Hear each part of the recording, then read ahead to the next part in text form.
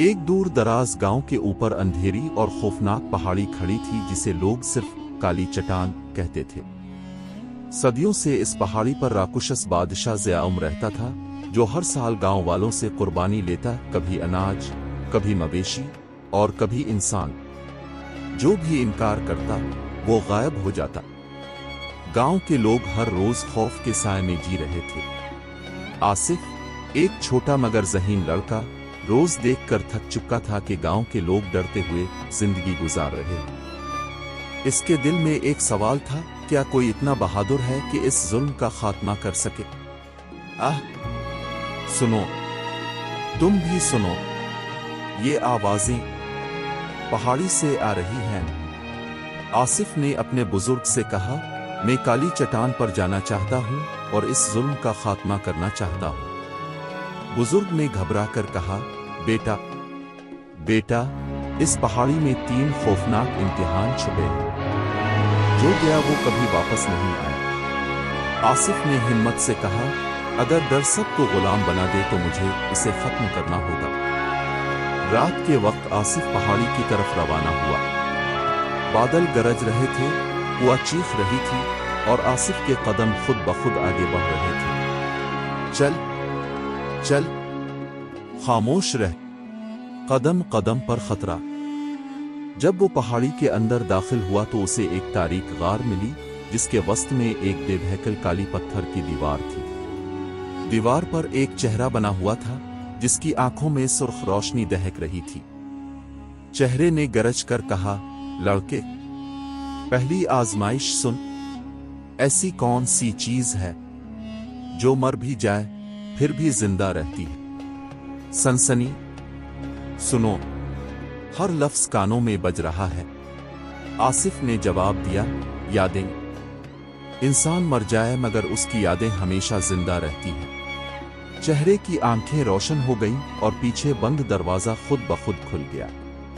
रास्ते में आसिफ ने एक और इम्तिहान का सामना किया।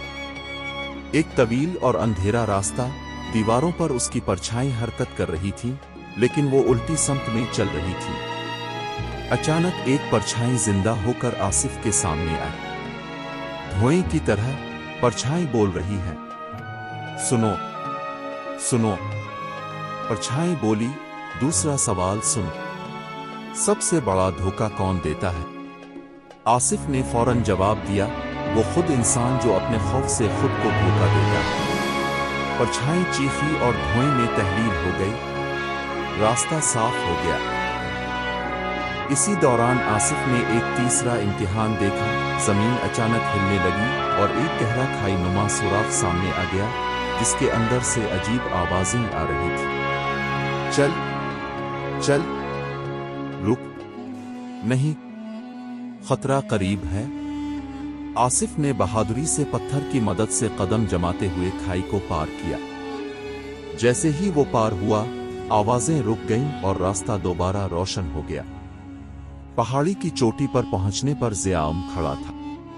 आधा इंसान, आधा दरिंदा, आंखें जलती आग की तरह, सांस से धुआं निकल रहा था। धुआं, आग, कुछ भी छप नहीं सकता। ज़ियाउम ने गरज कर कहा, अगर तुम हक में आए हो तो आखिरी सवाल सुन। बताओ वो कौन सी ताकत है जो मुझे खत्म कर सकती है? आसिफ ने दिल से खौफ निकाला और बुलंद आवाज में कहा, सच्चाई हर झूठे बादशाह को गिरा सकती है, चाहे वो इंसान हो या राक्षस। पहाड़ी लरज उठी, ज़ियाउम पीछे हटा और चंद लम्हों में काले धुएं में बदल गया।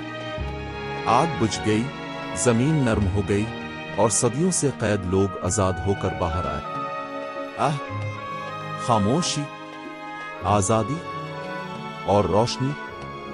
आसिफ गांव वापस आया तो लोग उसे कंधों पर उठाकर खुशी का जश्न मना रहे थे। गांव हमेशा के लिए खौफ से आजाद हो चुका था। आसिफ न सिर्फ एक हीरो था बल्कि पहाड़ी का फातेह बन गया। इस रात गांव में पहली बार सुकून की नींद सोई गई, क्योंकि अब काली चट्टान का साया हमेशा के लिए खत्म हो चुका था।